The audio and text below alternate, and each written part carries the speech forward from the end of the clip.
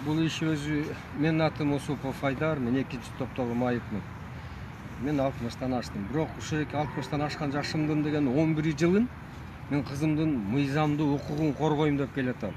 Анткени 2008-жылы мектепти бүткөн жалгыз кызым Осупова Мээрим Бишкек шаарындагы Осо Досконфи деген ЖЧКга иштеген. Бирок иш берүүчүнүн мыйзамдарды одоно бузуусунун аркасынан кызым колун талкалап алды.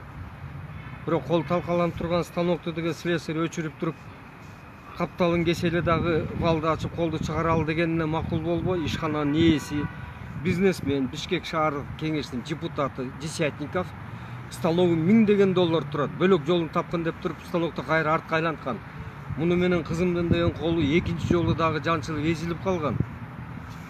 Эми бул аз келгенсип, бул депутат убагында бизге деген мен айтканга көнбөсөң билген жериңе баргын деп айткан.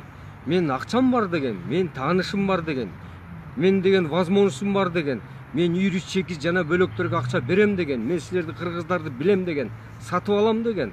Сен жалгыз кызың айтабы же 200 киши айтабы? Сот болсо сотко бар, сотуңда баасы бар деген, мен сотторуңду утуп алам деген. Эми мен муну ойлочумун да башында. Бул арам акчасына көпкөн көзүм ай баскан бир депутат, бизнесмендин сөзү экен депчи.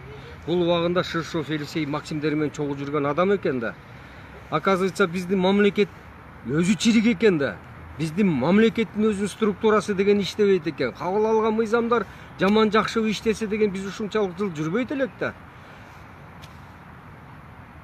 Бул убакыттын ичинде мен деген Десятниковго деген ошондо айткам, я тебе докажу дегем, что Кыргызстан государство депчи, что баары эле сатылбайт. Сен ордуңа кое турган адамдар менен органдар табылат дегем.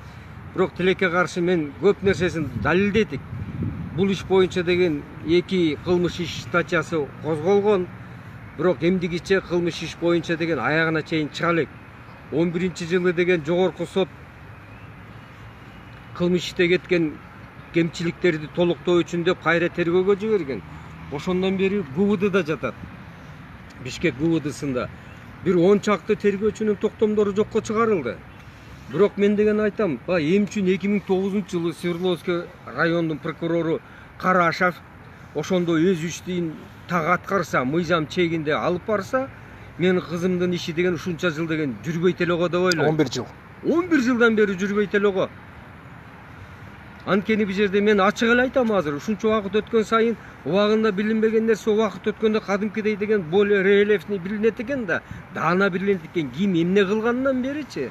Соттордук инстанциялар жөнүндө айтып кетсеңиз. Андан сырткары биз Свердловский соттун 8 сотун уттук.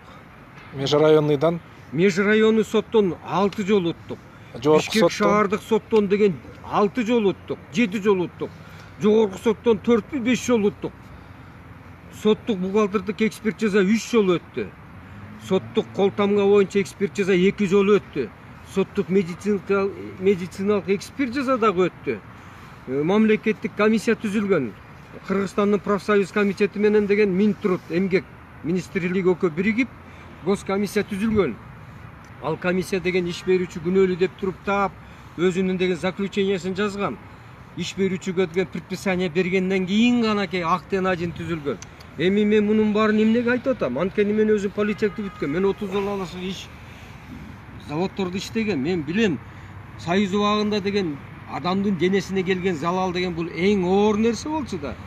Бул көпкөн депутат 2008-жылы Ак жол менен барган, 2012-жылы деген СДПК менен барды, 2016-жылы Мекеним Кыргызстан деген партия менен барды.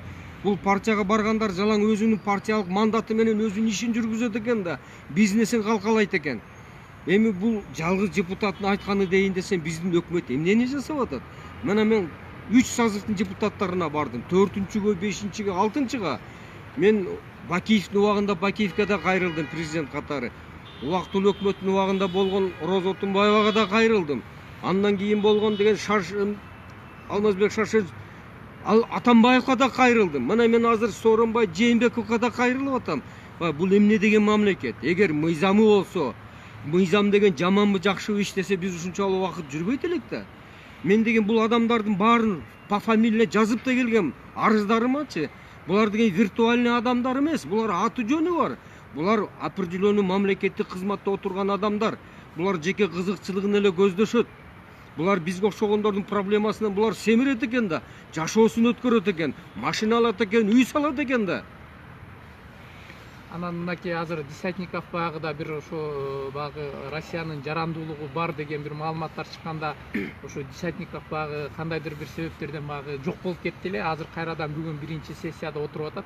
Ошого сиздин мындай бир ачууңуздун келгени ушундан келип чыкты болсо керек, байке. Кандай дейсиз? Туптуура. Мен мурун ойлогом да, мамлекет болсо мен жөнөкөй жаран катары өз укугумду мыйзам чегинде чечип алам депчи. Ана мен интернеттен мага элдер айтты, мен деле караган эмесмин. Мен пенсиядагы инвалид болсом мен интернетте көп көрбөйм. Ой, сиздин деген жана согушуп келаткан депутатыңыз дейт. Бул Россиянын жараны экен деди. Мен аны ачып алып карасам чын эле жаран болуп турат да. Бул деген биз кыргызды эң эле мындай орой айтканда булар бизди уруу ойнобойт да. Булар качан болсо биздин бийликтин деген ушундай саткындыгынан пайдаланып келет да. Анан эми байке бул багы биз деген эми бул менен токтобосун керек. Сиз мындан ары дагы багы кадамдарга барышым керек деп атпайсызбы? Ошол жөнүндө кичине айта кетпейсизби? Болбосо действительно 11 жылдан бери ушунча нерсе менен күрөшүп келатыпсыз. Эми ушу ден соолугуңуз деле калган жок сиздинчи байке? Азыр мына больницада да дарыланып атыпсыз. Эми Кудай буюрса сакайып чыккандан кийинки кадамдарыңыз кандай болот?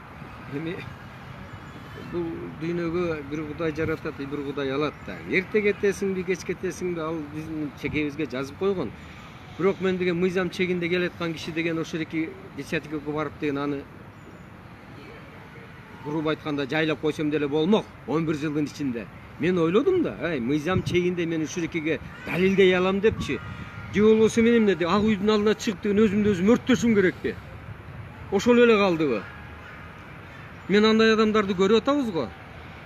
Эгерде акыйкаттык болбосо сиз ошол кадамга барасызбы? Өзүңүздө ушундай нерсеге, эгер мынакей азыркы биздин президент дагы, азыркы биздин өкмөт дагы багы сиздин ишенимиңизди аткарып атса, сиз кандай кадамга барасыз? Эми жигиттер, бул игери деген ер жигит башын канжыгага байлап койчу да.